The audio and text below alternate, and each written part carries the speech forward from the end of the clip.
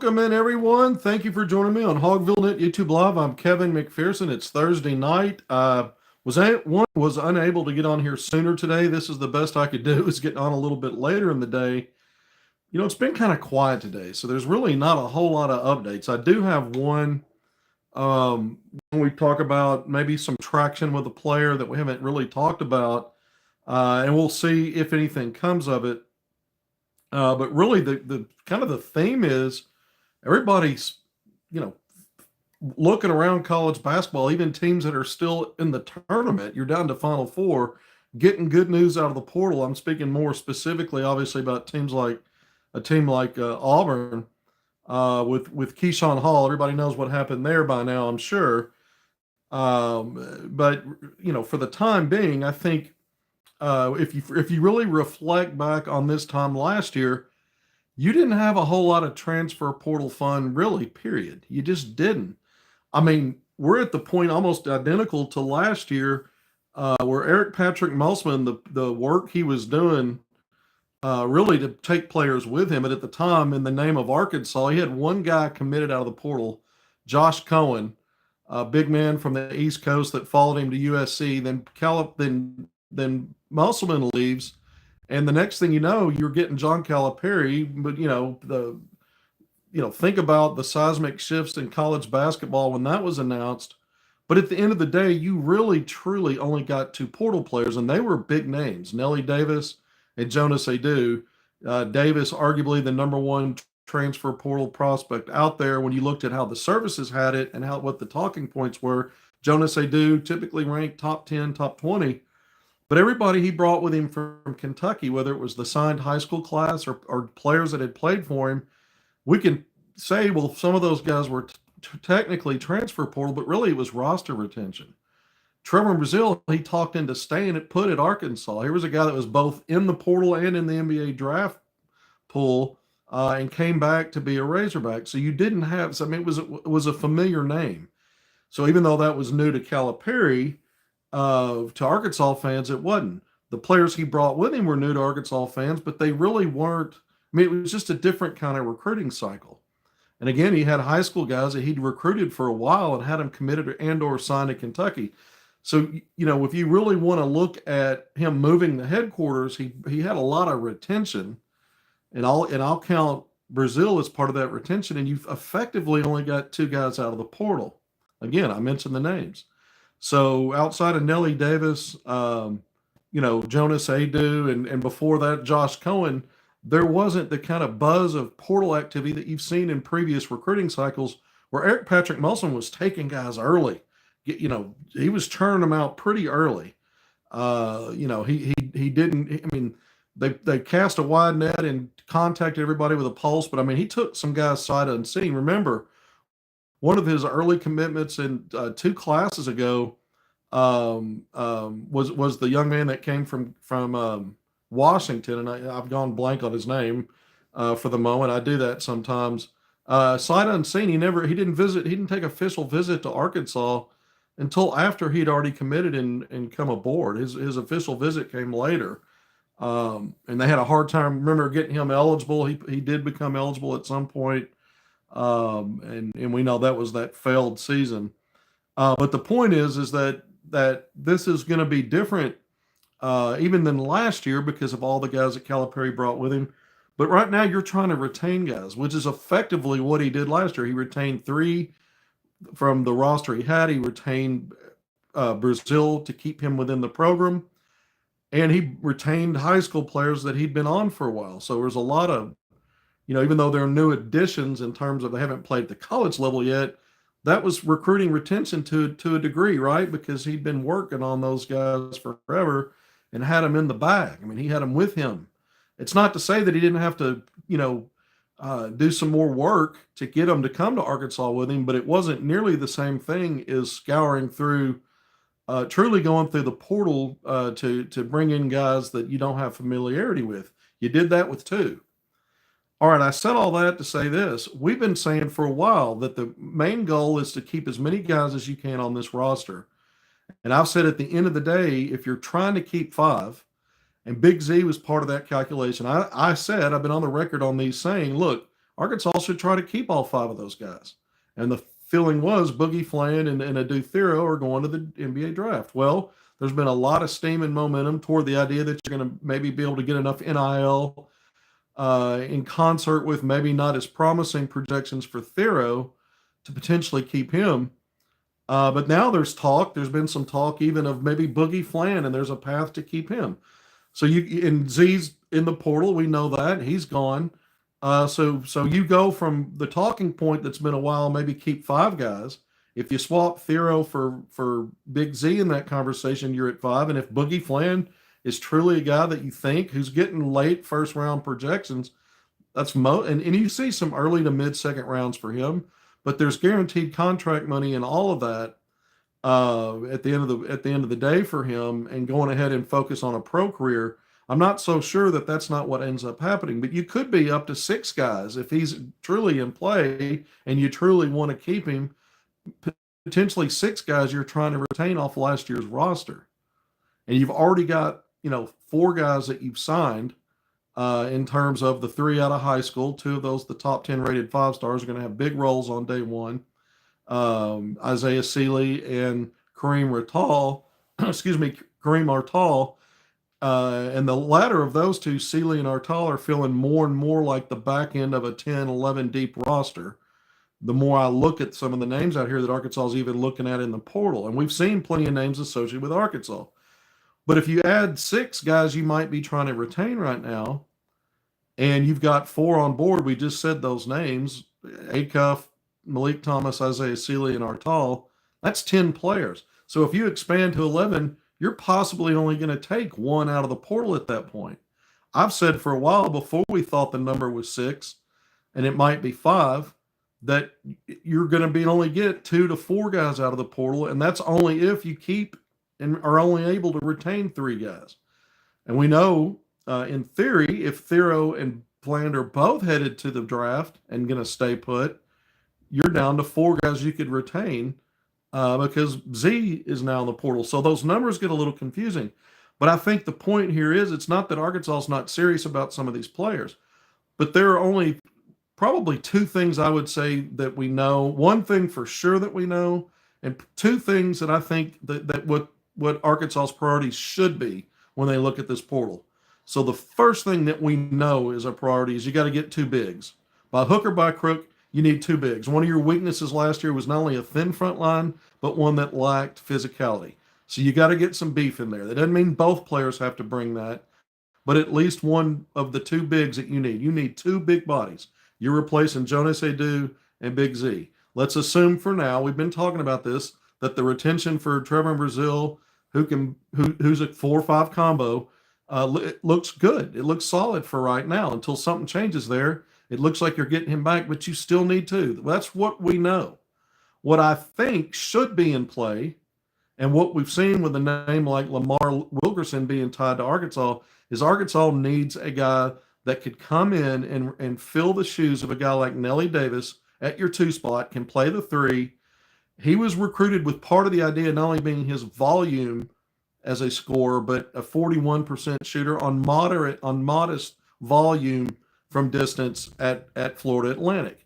I think Arkansas needs to up the ante and get somebody like a Lamar Wilkerson, if possible, who brings you that 20 points per game type scoring volume and the same level of size and positional value that Nelly Davis did, and has all the other bells and whistles. Really good free throw shooter, 80+%, very efficient overall from the field, but then raises your game from that 3-point line, almost double the volume of takes, and an even better efficiency guy at the mid-major level. And you hope that he's more like a Chaz Lanier in terms of what that looks like in the SEC versus what Nelly was able to do. Even though Nelly got through his injury and got better and better, he still was never the kind of guy that was going to give you that high volume, consistent 3-point shooting that was efficient. So I think even if that's not a must, like the 2 frontline players are, if it's not that obvious, I think someone needs to figure out Arkansas needs at least one player they bring in that brings that value to the backcourt. I think it should be a must. The front line's a no-brainer. We know it does. I don't need to be in line exactly with what the staff thinks on this. I think it's obvious the staff realizes it's going to need at least two bigs on that front line, and at least one that's got some beef, girth, and can play, have a real paint presence physically at both ends. At least one of the two. But backcourt wise, okay, so they were on Wilkerson, some other top level shooters that we've talked about a little bit that are maybe more wing, three and potentially 3-4 combo types. But I think that's a must. Even if you're trying to keep six guys, there's nobody in those six that brings that element, not one. So it makes me think if you need two frontline guys, we know what your high school class is. We know there's a potential to get Nate Mint that would help answer what I just said. You talk about a guy that can shoot them in volume and shoot them at a really high clip. He would help answer that. That's why you stay after a guy like that. But even if not, I think it would be great, even better if you had two guys like that. So Nate Mint and another guy like a Lamar Wilkerson. And that makes me then go back to, well, if you're trying to keep six, those numbers include Boogie Flan, DJ Wagner, Darius Acuff Jr., and Malik Thomas. Malik Thomas shoots 38% on good volume at Overtime Elite, for example, this past year. Darius Acuff Jr.'s, basically been a guy that can shoot mid-30s, maybe to high 30s from three. DJ Wagner, 2 years of college, is a career 29.9% three-point shooter. There's not a seasoned freshman or sophomore that skews that number. He was just over 29% as a freshman at Kentucky and barely over 30% at Arkansas. And Boogie Flan, before he got hurt in his first 18 games, was a 36% shooter from three. Factor in the last 3 games of the NCAA tournament, which really aren't fair, but he went 1 for 10, and it dropped him down to 34% on the season. He's a guy that when I watched him, as we were getting into the season in practice settings that we were able to attend, some of the games he was a guy that you felt like could get to 40%. So I can't rule that out. Let's say we're talking about maybe getting Boogie Flan back. I just don't think there's enough with the guys coming in your backcourt. Let's say you keep a dude Thero. I mean, here's a 30% free three-point shooter at best. Carter Knox ended up being a 35% three-point shooter on the wing, but had a really strong close of the season. I think it was over 43% the last 10 or so games. Okay, great. But he's not he's not going to be a consistent high-volume three-point shooter in my mind. He's not a guy that's on the level of a Nate Mint or a Lamar Wilkerson when we're talking about bringing that value, a Chaz Lanier kind of thing. I think Arkansas needs at least one of those, and I prefer two. Okay, so I'm saying all this to say, if you're focused on a talking point of, well, look what Calipari did in his last season at Kentucky. He had DJ Wagner, he had Reed Shepherd, he had Rob Dillingham, and he had Antonio Reeves. They weren't exactly the same positionally, but he made it work with a bunch of guys that a lot of times played on the ball. They took turns being the focal point of on the ball trigger man. That's true. I remember it. But I think if you make that comparison and say, well, that would work, then crowding the backcourt with more 5-stars, guys like Boogie Fland and DJ Wagner, who was a 5-star, and Darius Acuff Jr., who's a 5-star, Malik Thomas, who's a 5-star. Calipari's made that work before. But let's go back to his final season at Kentucky. I think it's a little short-sighted just to blurt that out. Because when you looked at that Kentucky backcourt, you had two things that stood out to me. One guy couldn't shoot threes, DJ Wagner. Reed Shepherd was a 52% shooter from three on high volume. Antonio Reeves was a 45% three-point shooter on really good volume. And that wasn't an outlier. The previous year at Kentucky, because he was a veteran guy out of the portal, was over 40%. And Rob Dillingham was 45% from three on really good volume.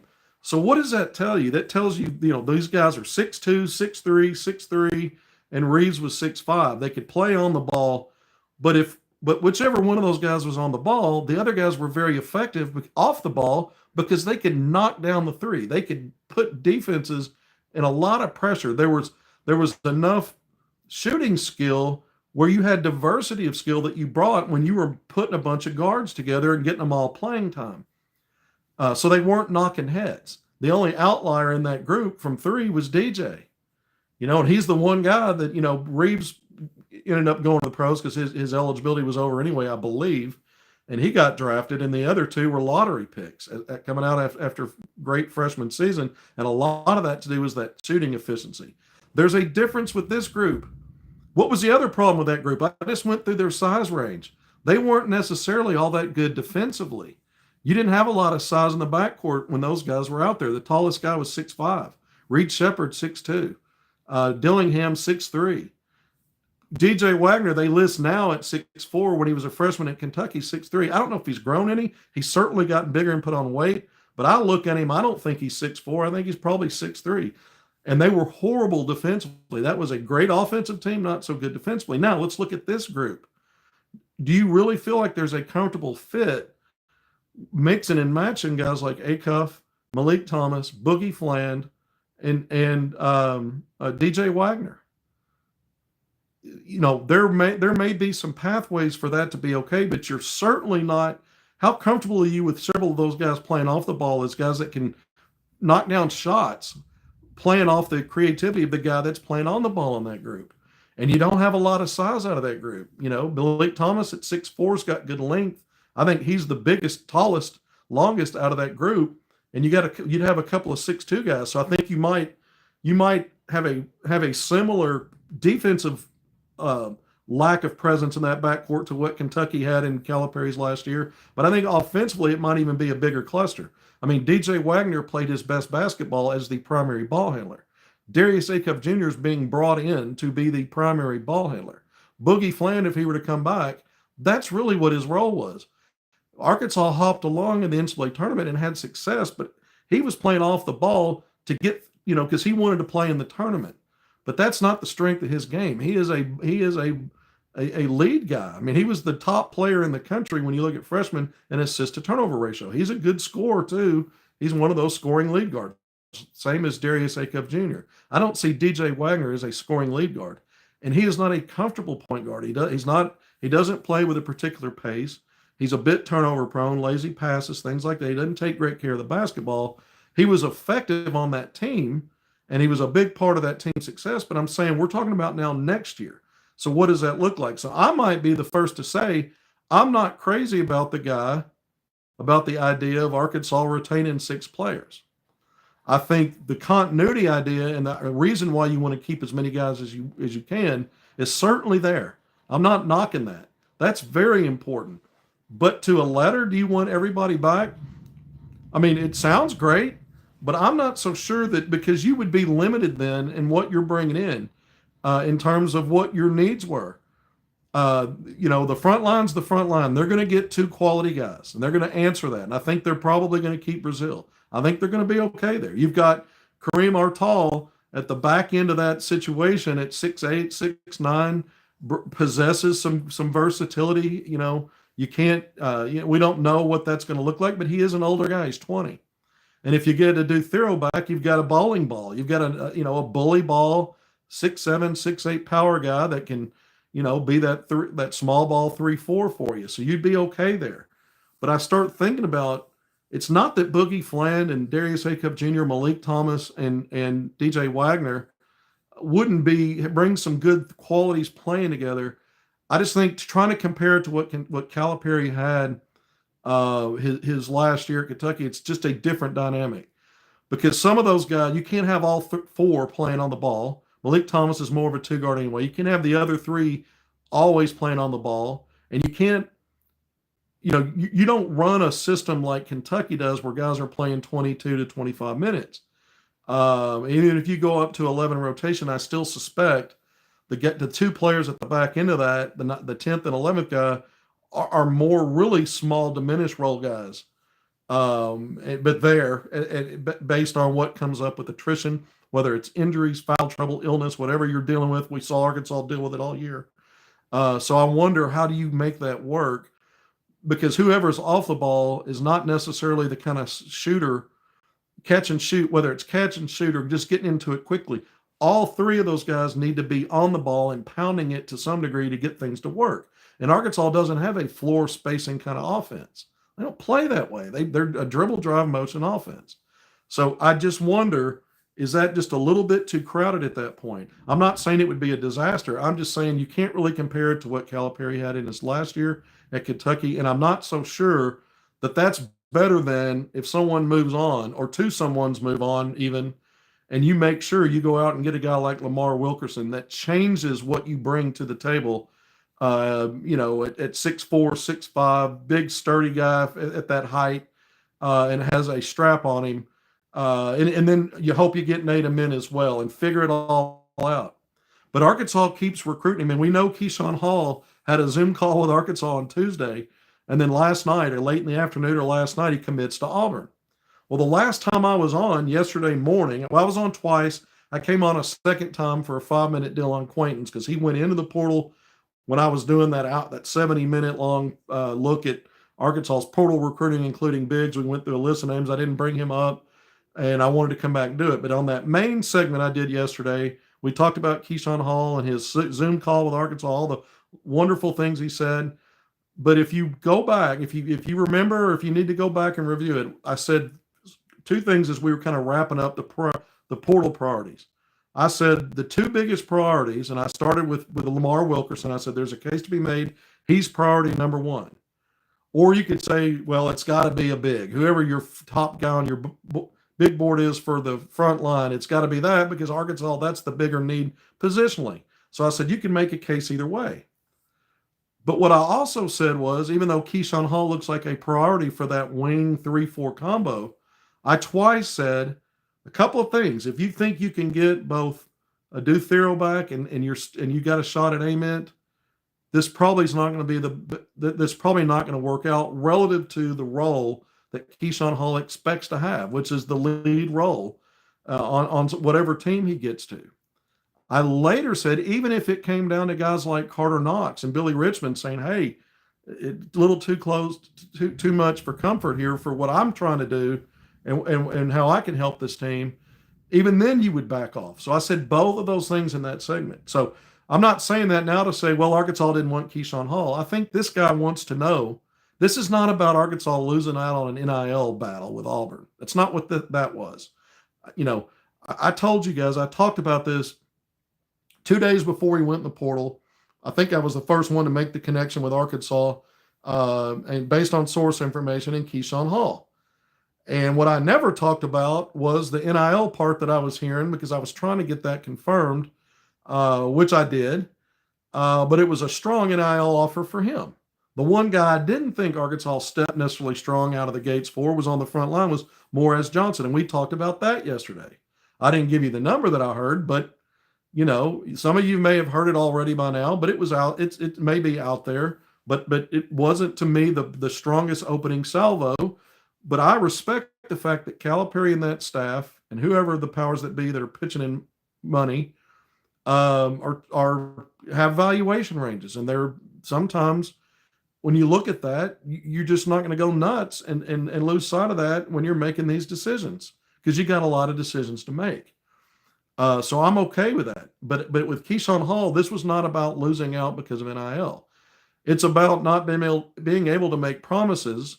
I mean, look at Auburn. They got a ton of seniors on that team. A lot of guys positionally that would be competing with Hall that are not going to be there because they're out. He's effectively, I'm not saying you won't have positional competition at Auburn next year, but there's a lot clearer path for him to be what he wants to be, what we talked about. We talked about how he continued to say in both interviews I did, I want to go somewhere where I can win, get in the NCAA tournament without diminishing my role. A place where it's, I know that I'm going to still be what I've been, which is, an alpha scorer. He led the Big 12 in scoring last year.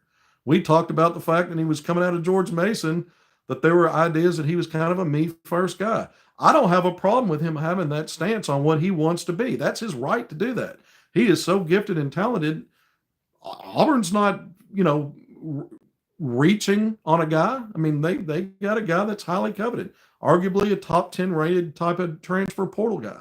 I'm just saying, if that's what his expectation is, what Arkansas does still have in the fold if it retains guys, and if you can get a Nate Ament, because to me, Nate Ament is an elite shooter, and this guy's not an elite shooter. He's a good 3-point shooter. Nate Ament's an elite shooter. And I've identified that. I think outside of Muss getting two bigs, Arkansas needs at least one elite shooter, and I would argue they ought to try to get two. Mint checks those boxes. We'll see what happens there. They may not get a Mint. We'll see if they're able to keep a Due Thero. One thing I find interesting is Arkansas, we know that Keesan Hall wasn't the only, those 6'6", 6'7", 3'4" possibilities, certainly to be potential wing, certainly to be potentially to be a 3'4" small ball guy. They're not the only one they were talking to. We know Abdi Bashir, and we talked about this, was setting up a Zoom with Arkansas out of Monmouth, 6'7", 20 points per game, 38+% from three on really high volume. He's not a big rebounder. He doesn't check a lot of statistical boxes other than he's a volume scorer and he's a volume shooter and a high efficiency guy on high volumes of threes. That's pretty much what he shoots. Okay, there's one guy. The next guy, and we saw this tonight, Deshaun London with 247 Sports, Tyrone Raleigh IV. Not only we knew Arkansas had been in touch with him, but he's had about 8 schools, including Kentucky and some other high majors, Southern California. But Tyrone Raleigh IV has either met or Zoomed with about 8 schools, and Arkansas is among them, according to this reporting. Well, I've got a little intel for you. He's using this dead period that started today. It's about a week long, Raleigh IV. He's using this dead period to set up visits, and he may go take as many as 4 visits. Now, you know how fluid things are in recruiting, and you know how things change.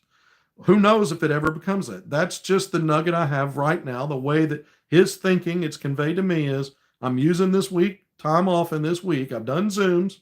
I've met with whatever. Now I'm going to set up visits, Tyrone Raleigh IV, and the idea is he's setting up visits during this dead period so that when the dead period's over, he can start taking them and may take as many as 4. So I repeat it so that you'd hear it correctly. I wanted to articulate it again. But out of San Francisco, he's 6'6". He's got really good athleticism. He's got great length. But as a freshman this past season, 9.6 points, 6 rebounds, 50% field goal shooter, and shot in the low 30s in percentage-wise from 3. And shot 73+% from the free throw line. I mean, if you look at those numbers and you look at him size-wise, and he was a freshman, it screams what Carter Knox was basically doing here at Arkansas, especially toward the end of the year when his role was more defined and he got opportunities and took advantage of those. But so you're starting to question, well, okay, so Arkansas is in the mix here. Arkansas has at least done a Zoom. He's going to take visits. We don't know if Arkansas ends up being one of those. And the reporting today doesn't frame what was the time. Is this real time? Did he have these Zooms just very recently? Well, the portal hadn't been open that long, but we don't know exactly when Arkansas might have Zoomed with him or met with him. And so we don't know what Arkansas behind the scenes is firming up and sewing up in its own retention, where maybe this is somebody they're not even in the mix for now. I'm just giving you information because it just came out this evening, 2 or 3 hours ago, that Arkansas had either met or Zoomed with him. And we know Bashir was trying to set up a Zoom, was the last I saw on it. I don't have it confirmed that he's gone through that, but you're talking about 2 guys again that would maybe factor into the wing. Well, again, we go back to Nate Ament, Jumbo Wing, Carter Knox, Billy Richmond. You got a lot of names in the mix. Some of them you're trying to retain, and even a Due Thero, I still view him, not quite in the same vein as these other guys that we might call wings. I really, even though that's projecting him to the NBA, that would be what it is. At this level, you're going to see him a lot at Arkansas anyway, in that 4 spot. And we can call him a small ball 3-4, but he's not a power forward. He's a weird tweener because he doesn't have a lot of skill, a Due Thero. So maybe that's something, if he does come back to school, that he wants to work and improve on. But we were talking about that all this time in the offseason. He's really working on, raising his shooting and some of these things. And it didn't necessarily translate a lot, although he was very effective and Arkansas's best player in a season that went pretty well. So I'm not trying to knock guys as much as be candid about what their strengths and weaknesses are. And you're putting together a roster and you say, what we want to retain guys. We want to keep that. We've got a really good thing going here because everybody got better. The season got better. You went from being, you weren't even going to sniff some kind of postseason tournament to, you're a Sweet 16 team. So yeah, you want to retain guys. You probably want to keep just about everybody, but I'm not so sure that you literally want to keep everybody for some of the reasons I said. Now, if that's an option, John Calipari seems like the kind of guy to me that's going to be loyal and going to say, if I can keep them all, I'm keeping them all, and there'll be positives with that. I'm not saying there won't. But what I am saying is the things we identified as problems before the season ever started, 3-point shooting, physicality, and then depth, all of those things need to be, in my opinion, need to be addressed. You can address the frontline physicality. I believe that will happen. I don't think he's going to go out and get another frail 7-foot guy that likes to shoot threes to replace Big Z. And I don't think he's going to, needing two guys, I don't think he's going to skip a beat on at least one of those guys being more of a paint enforcer type than Arkansas even had last year. I think Jonas Adu was the one guy that, gave Arkansas, a glimpse of some of that, but it's not really what he is either.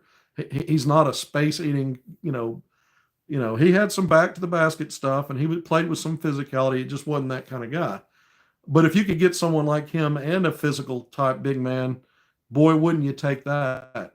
So I think that'll be in the mix. I'm still trying to figure out if you could bring back 6 guys. And I don't want to spend too much time on the Boogie Flam thing because I still think it's hard to believe that he's not going to just go pro. I mean, he still has all these projections for late first round, early to mid, and to me that seems like the best way to go. There's talk that maybe he goes in the portal. I mean, so at the end of the day, if it seems like I'm being negative on bringing everybody back, I think there are some negatives that go with it, and along with the continuity positives and the fact that there's just a lot of talent there. And let's say that you got DJ Boogie and you've obviously got Acuff and Malik.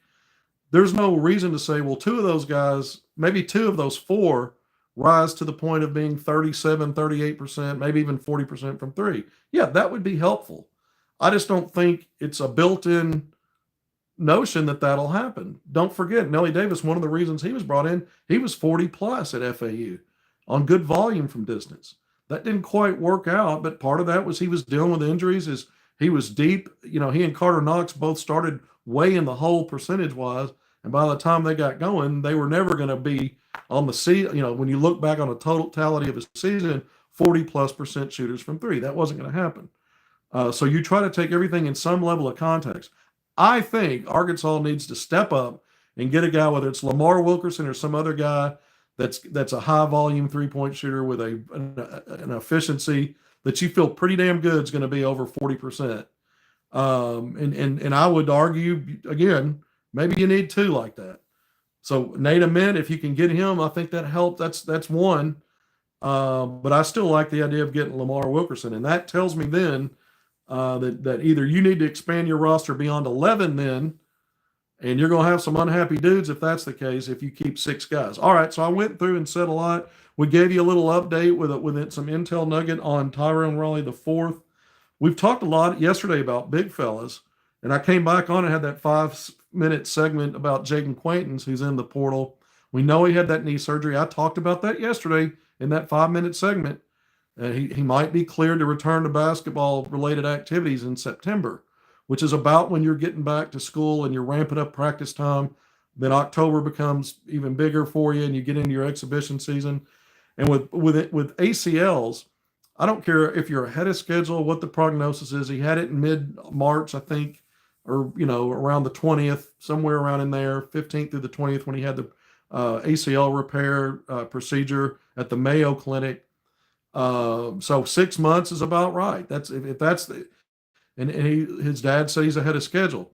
But even if you're returned to basketball related activities, that's not to say how much longer it takes for you to be able to compete live 5-on-5. People have different levels of when they're ready to go to the next step. And then once you're able to do that, are you fully confident in what you're doing? I mean, I'll suggest, again, a guy like Trevor Brazile, even if he'd have been medically cleared, which he was, he didn't look the same for the longest period of time. Was it all about his confidence level with his knee? I'll never know the full answer to that, but I got to think that played somewhat into it. You look at this past season. I mean, Jonas Adu was cleared. He played some, but he wasn't able to go long stretches.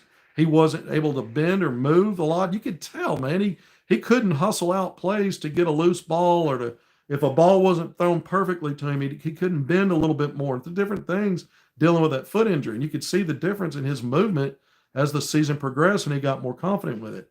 So you always wonder if you went after a guy like Jaden Quaintance and got him and he gets cleared in September, how long before you have the full effect guy, if ever? So there is a bit of a gamble there. You need two frontline guys. He fits the bill of physicality, athleticism, size, rim protection, effective player, McDonald's All-American, 5-star. And you know, we saw John Calipari, speaking of his last year at Kentucky, that team had injury issues on its front line to start the year. Remember Jordan Burks? He didn't play a whole lot at Kentucky that year, but he played a lot kind of early in the year. He had to help fill in the front line stuff. Calipari knows how to do those things, but it's not optimal if that's what you're facing. Now, we don't know that the guy wouldn't be ready to go on day one once your season begins, you know, officially in early November, and be just fine. But there is some risk there if that becomes a guy that you're targeting.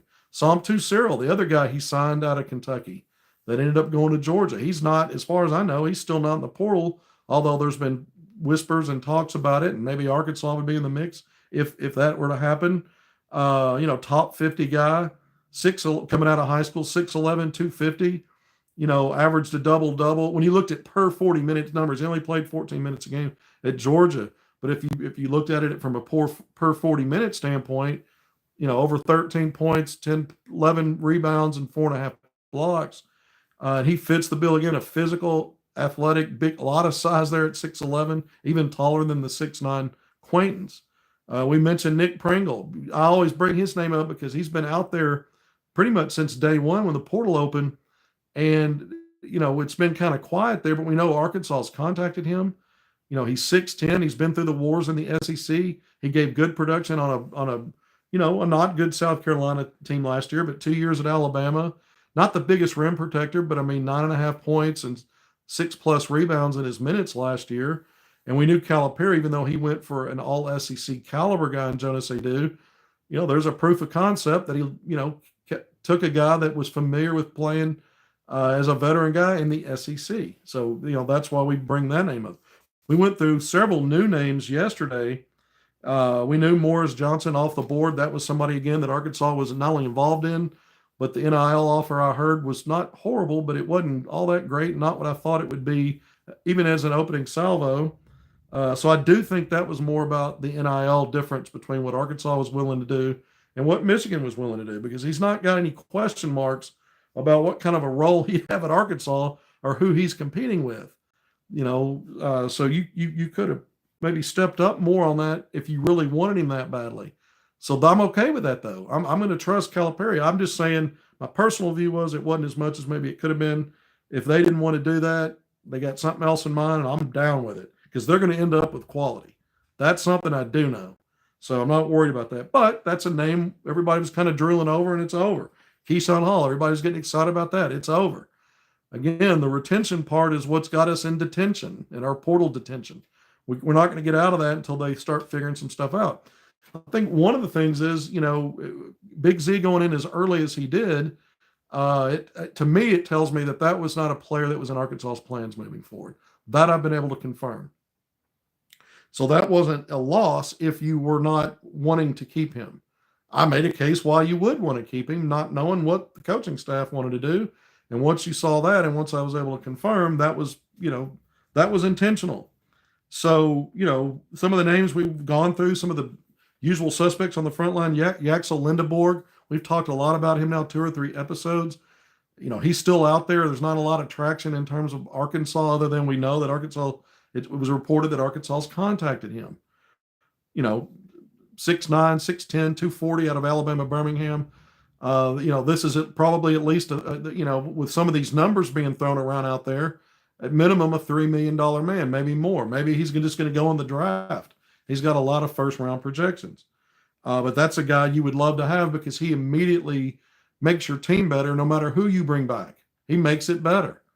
Most of the guys you're going to get out of the portal are going to help make your roster better. But he's one where it's a no-brainer. If he stays healthy, he's got a high floor IQ. He can beat you inside and out at both ends of the floor. He's just that good. And I made comparisons with his court awareness and how he impacts winning plays, even with little things to it, like a guy like Jalen Williams. And you know what that looked like. Some of the other names that we mentioned the other day, Malik Renew, Arkansas was in his Final Five. And when I talked about him yesterday morning, I didn't mention all 5 schools. I said Miami. I said he played with Barry Dunning, former Hog, on Night Riders Elite, based out of Florida. And the words I used was maybe he wants to go back to Miami. Arkansas's in his Final Five. I later threw in, I think Michigan was, but they got Morez Johnson, and not to say that they couldn't play together there. I didn't even bring up the other 2 schools. It was Auburn, and I don't remember the other one. I know Auburn was one of them. Sure enough, he's going to Miami. Malik Renew, so effectively going home. We talked about Ade Mara from UCLA, the 7'3" Spaniard. We talked about Henry Vassar from Arizona, out of Estonia, 7-footer, who's big. Both of these guys would be fine. Malik Ewan, we talked about him being more of an offensive guy, a good rebounder, coming out of Florida State. Not really a rim protector, but a veteran guy. And I kind of compared some of his stats and minutes to Jonas Adu. Not nearly the defensive impact, a little better score. So we did talk about these names and those things. Some other names that are out there and we haven't talked about, a guy like Xavier Booker out of Michigan State. Now, this is a former 5-star. He's been 2 years at Michigan State and really didn't have much of a role there. So you just never know. But he's 6'11", 240. I think this past year, he in 12 minutes a game averaged 4.5 points and not even 3 rebounds. Is there a guy that you take a flyer on and try to figure out a way because he was a 5-star, get him in? I doubt it, but it's another big man name out there. But it wouldn't be an A-list kind of guy. And I think Calipari, when he goes out and gets 2 bigs, it'll be 1 and 1A types. But I brought the name up only because he was a 5-star, and so there might be some intrigue there. Deshaun Jackson, who we haven't talked about. Man, my writing is so bad. 6'11", 274, 8.5 points, a block per game, and just over 5 rebounds. But he's 6'11", 274. A guy that I watched, I think, 2 of the 3 games between Wichita State and Memphis this year. And Wichita State, I think, won one of those games on its home court, lost in the American Athletic Conference semifinals to Memphis, and won on its home court, lost on the road, but went 1-2 against Memphis. But I saw 2 of those games, really great battles. But Quincy Ballard, who's 6'11", 251, 10 points per game, 9.2 rebounds. One of those games I watched, he had a big game. He had a big double-double against Memphis, and nearly 2 blocks per game. So this is another big body that's in the portal. And who knows? He may end up, transferring to Memphis, but he's a guy that I liked. He did some really good things when I watched him in that trilogy of games. And, we know Memphis was a team that was ranked, had a good, got bounced in the NCAA tournament in the first round, but had a high seeding. And he was a guy that competed well and helped Wichita State compete strongly in those games. Another Wichita State transfer, but on the wing, is Corey Washington, who I covered at North Rock, helped the Charging Wildcats along with Nick Smith Jr. and Khalil Ware to the 21-22 state championship. He had 8 double-doubles this year, playing at Wichita State, but he's a wing guy. But Arkansas's talking to wing guys still. We know that, or have been anyway. Whether they still are in real time, I don't know that. But they have been in terms of what's leaked out, even if it's not real time in the last couple of weeks, when we go back again to guys like Keesan Hall and Abdi Bashir Jr., and even this Tyrone Raleigh IV. So could Corey Washington be a guy? There's a big list of schools that he's already heard from came out. Arkansas wasn't on it. There's probably not going to be anything there, but I mean, Calipari said if there's in-state guys that can help us win, we'll recruit them. Again, I'm just throwing out some stuff. We were talking Wichita State, and there was a local connection there, and we haven't talked about that when we were on yesterday. So there's some more names of bigs that I just went through.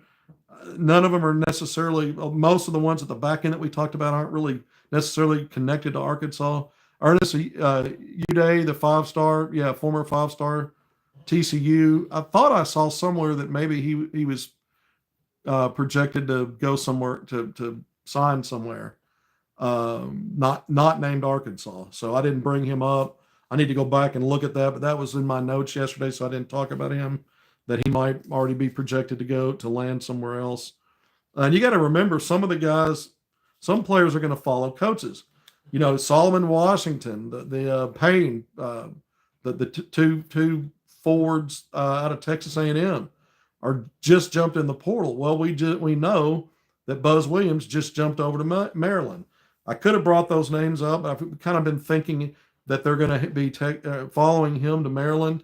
And then I had a source I talked to that said, yeah, keep an eye on that. That's most likely with both of those guys. So I haven't really talked about that.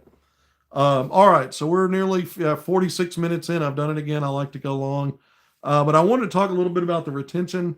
I'm not as bullish about keeping 6 guys at this point for some of the reasons I gave, but I wouldn't be fully opposed to it. I'd be close, though. I think Arkansas, if it comes at the cost of not improving yourself as a 3-point shooting team, then you're taking a big chance that a couple of those guys are really going to step it up as 3-point shooters. And I don't know that I'm as confident that that'll happen. And I think Arkansas really needs to go there. Just like they need 2 bigs, they need at least 1 and probably 2 guys that can really be floor spacers. Doesn't matter what kind of offense you run. I mean, I'll use Isaiah Joe as an example. He doesn't play in a floor spacing friendly place. He is really the only 3-point shooter when you look at volume and efficiency that Oklahoma City has. They got a bunch of slashers, but he thrives in that system, and he brings defensive gravity for all those drivers. When he's on the court, it makes things easier because defenders have to stay attached to him. They can't help. And then if he moves, he beats his guy on a back door or moving elsewhere, you got someone else moving over to help on him, and then you've got someone else cutting back door getting layups. If you took Isaiah Joe and moved him to Golden State, what the hell do you think is going to happen over there? They're completely different, play completely different style in Oklahoma City. He's going to thrive over there for some of the same reasons. And he's going to get a lot more shots and play even more minutes and put up even bigger numbers in a system like that where good ball movement's promoted. You don't have as much guys going hard to the basket. Now, Oklahoma City's a really good team and it works. I'm just saying stylistically, a guy like that shoots in high volume with high efficiency, the way the game is played now, even if you don't play strategically exactly the same way, I just gave 2 examples, they can be effective and be one of your key players regardless of how you play, just because it doesn't really matter what the system is. They're great shooters, and you have to account for that. Why? Because 3 points count for more than 2. All day long, every day of the week, twice on Sunday. So I think Arkansas needs to go and get somebody like that. My power blinks on and off almost. It's happened all day long. We're getting a lot of storms out down here in the 501. So I think for those reasons, stuff like that, because it makes you better, that Arkansas's just got to go get somebody like that. Did they have to? I mean, I can't make them do it. So they didn't do whatever they want to do on that staff. And I'm not trying to criticize them. I thought they did a hell of a job last year. But the things we talked about, weaknesses before the season ever started and identified, were the weaknesses. You want to fix those. You want to get better. What did Calipari do when he came to Arkansas? He said in the offseason, I can't take 6 high school players and make that half my roster anymore. 3 or 4. He put his money where his mouth is. He also said, I can't do more than 8 or 9. You got guys that are unhappy that aren't playing. I'm coaching guys for the next guy to. Well, he's having to tweak that. That's been identified. They're going to expand this roster likely to at least 11. I would say no fewer than 10, worst case, but I figure they're going to 11. And I've heard that the money's in place to increase, to get the NIL where it needs to be, where they can deal with some of the things that didn't work last year that were problematic. Okay, in that same vein, go get at least one, maybe two shooters. And we know now you got to get two bigs, make sure, and I believe they will again, one of them is a space eater. Someone that can really impact the physicality in the paint. I mean, Arkansas just got destroyed on the glass too much this year. And that was a big problem. And part of that was it wasn't just, I mean, guys like Trevor Brazile and Jonas Adu showed they could be double-double guys, but they weren't necessarily physical. They weren't physical enforcers. It's not just about, because to me, a physical enforcer, when they come in, the minutes they're getting relative to those minutes, their volume on rebounding is going to be really good. That's what Kamani Johnson was. That was his superpower. It wasn't that just that he was a physical guy that moved guys around and dictated the physicality in the paint at both ends. He was a monster rebounder when he was out there because of that. Arkansas needs somebody like that that's going to take care of that. So, all right, I almost sound like I've gotten preachy about what Arkansas must do. But I would say just remember last year, you didn't have as much portal fun as you thought you did. Yeah, it worked out great. You had two highly rated guys, but it wasn't like the previous years where you're like, shit, EPM, he's about to knock down 5, 6, 7 guys. I mean, every year, he was reconstructing the entire roster. That's a reality now to some degree, and not for Calipari. He's going to retain as many as he can. EPM wanted to blow it all up and start over, but you knew a huge amount of that was going to be out of the portal. And over time, you realized, 2, 3 of those guys, maybe 4 be really solid, and then 2, 3, maybe 4 would be kind of busty, not so solid. The guard's name, who I couldn't think of earlier, just came to me, was Minifield. The one he got out of the portal sight unseen. Never, he committed to Arkansas after a Zoom. So anyway, those things happen. But this is not the same procedure. The assignment's different for John Calipari. There's nothing wrong with it. Figure out your retention. I went through all that. I explained Keesan Hall because I explained it yesterday before we knew where he was going. I'm not trying to do cleanup on aisle 3 after the fact. I said he was obviously one of their priorities because of where it had gone in my source information. But I also said twice, using 2 different kinds of examples, why maybe that wouldn't work based on guys you're trying to retain plus trying to get Nate a minute. But I did say, regardless of what you're trying to retain, Lamar Wilkerson might arguably be the kind of guy that should be number 1 on your big board. The other one being Yaxel Lindenborg. Arkansas looks to have a better path to getting a guy like Wilkerson. But either way, because you've got to have front line, you can argue that's priority number 1. But I still think a guy like Wilkerson is right there in that same kind of argument. And I said this exactly yesterday. You could say that's the number 1 priority. I never said that about Keesan Hall. Never said that. I actually gave paths to why I don't necessarily think that works. So I'll leave it at that for now. And we'll see where this goes, obviously. But retention's fine. It's great. Get that done. That's to me, if the more you can keep, the better. Maybe up to 5. If you go to 6, I'm not going to hate on it. I'm going to say, yeah, great. But you might be missing out on areas that I think you really need to address and get better at. And so then you're going to be looking at it and going, okay, show me. Let's see, can we get a couple of guys in here that can really become threats that impact how defenses have to deal with you and can consistently give you that 3-point efficiency on volume. All right, thanks for joining me on HogvilleNET YouTube Live. I'm Kevin McPherson. Boy, I hope something breaks. It's good tomorrow. I'm not counting on it. We'd like some news, but we'll have to like not having it for now while they get things worked out. If something breaks, I'll jump in quickly. If not, maybe I'll be back on some time tomorrow anyway. I'm not going to let it go past the weekend before you see me again. Until next time, take care. We'll see you then.